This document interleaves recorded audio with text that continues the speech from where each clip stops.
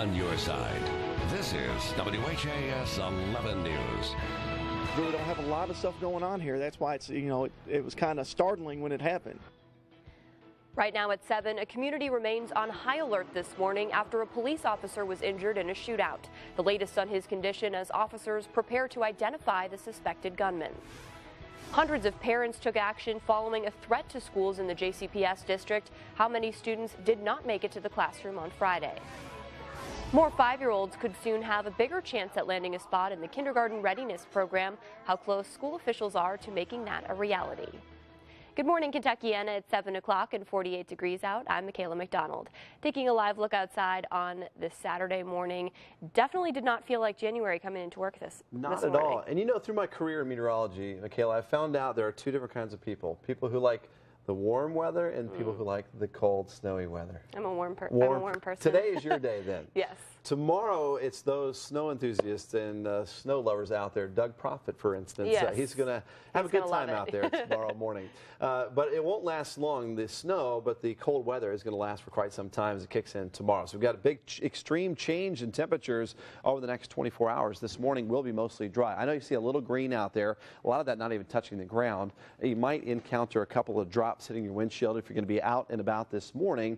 And really early today is going to be the best chance for you to stay dry if you have some errands to run this morning or even to about midday today. And then this rain's going to be on the way right now, making its way over the Mississippi River into far western Kentucky and western Tennessee. A few lightning strikes in there too. Not expecting severe weather, although a few rumbles of thunder possible. We'll have that rain through late tonight and then that snow late overnight and early tomorrow morning around sunrise. And here you can see the temperatures around 45 to 50 getting started, and then mid to upper 50s this afternoon, and really already well into the 50s here at lunchtime. This is noon, and you can see that rain getting closer. And I think Indiana's going to be a little wetter this afternoon than Kentucky, and you can easily see that on Futurecast. And then later on tonight, it's a 100% chance of that wet weather, just soggy and saturated out there. If you have some Saturday night plans, bring the umbrella and that rain gear. Then that switch over to snow after midnight, and some of those snow showers around for your Sunday morning might cause a few issues for you. We'll look at the updated snowfall totals, which have gone up just a tad over parts of southern Indiana, coming up in your full forecast. The roads are in good shape this morning as we look at our Kentucky One Health camera, Morgan & Morgan HD camera network, hospital curve here through downtown, I-65. Temps right at 49 at Bowman Field and at Standerford Field, and the wind at around 5 to 10 miles per hour. So a light south breeze today, keeping those temperatures warm. Right now 45 to 50, and we'll be at around 57 for that high later on today as some of those showers arrive to the area. So with the major changes on the way, be ready for it with your Weathercaster app. Just head to your app store, and you can download it there for free, and go to WHS11.com for all the updates as well, and on Twitter and Facebook. And I'll have your full forecast. We'll track that rain and snow hour by hour in detail for the rest of your weekend coming up. Thank you, Ben. Right now, Shively police officer Wes Singleton is still recovering at University Hospital after a shootout with a drug suspect. Today, police are expected to release the name of that suspect. It started about 11 Friday morning when Officer Singleton tried to serve a search warrant at a home on Eden Lane. It ended with gunfire between police and the suspect. GMK's Julia Rose is live at University Hospital. Julia, what do we know about Officer Singleton's recovery? Well, Michaela, after a very scary Friday, some good news to share with you this morning. Officer Singleton has a very positive recovery outlook. He's recovering right here at University Hospital. We're told he went through surgery last night and is now stable. Here's a look back on what happened yesterday. Officer Singleton was shot 4 times in the legs when he was serving a search warrant at the house on Eden Lane in Shively. Police say the home was the subject of a serious narcotics investigation, which is why they sent 9 officers to serve the search warrant. They had only been on scene for a few minutes when a man inside opened fire, shooting Singleton multiple times. Police returned that fire and injured the suspect. Both Officer Singleton and the suspect were rushed to the hospital downtown. The ambulances shut down multiple streets. Officer Singleton's friend tells us he loves his work and his community. I hope everyone sends their thoughts and prayers to him, because if he can recover from this, that's the kind of guy you want out there protecting us. We have received a tremendous amount of support from the community and other agencies. We would like to thank everyone for their assistance, their calls, and their support.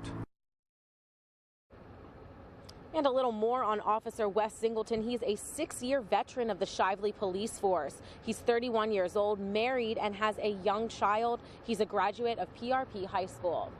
Now, this is the first time a Shively police officer has been shot in 30 years. LMPD is now handling the investigation. We're told that's standard protocol anytime there's an officer involved shooting. And we are expecting to learn more information about the investigation today, including the name of the suspect. Reporting live at University Hospital, Julia Rose, WHAS 11 News. Thank you, Julia, and we invite you to share your comments and well wishes for Officer Singleton and his family by visiting our WHAS 11 Facebook page. And the woman police arrested at the scene of the shooting will be arraigned today on drug charges. Our cameras were rolling when 51-year-old Loretta Harris was hauled away in handcuffs. Harris will be arraigned on trafficking in a controlled substance. Police say they found less than 2 grams of methamphetamine after searching the male shooting suspect's house on Eden Lane. And JCPS officials don't expect to have extra security at schools when students head back to classrooms next week. Less than half of the student population showed up for class Friday after a vague threat was phoned into LMPD's anonymous tip line.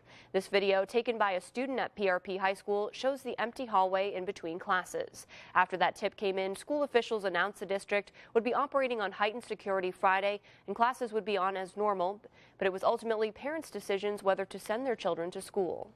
We told parents we have the safety protocols in place to send your students to school, but of course the parent is going to make the ultimate decision every day.